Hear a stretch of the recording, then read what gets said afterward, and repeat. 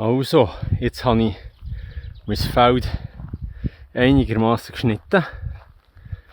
So wie ich für dieses Jahr plane. Und zwar seht ihr überall so ein bisschen die Rändchen, die Röckchen um die Bäume herumgelassen.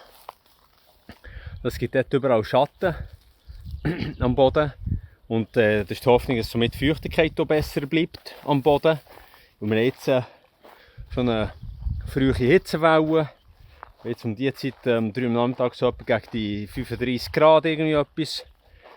Und durch die Pflanzenröckchen oder Gärtchen gibt es hoffentlich hält das mehr Feuchtigkeit zurück, was dann einfacher wird sein später, wenn ich dann gießen kann, dass das Wasser besser aufgenommen wird, weil es nicht ganz so hart und trocken ist, dort das rum, wie es sonst am anderen Teil ist.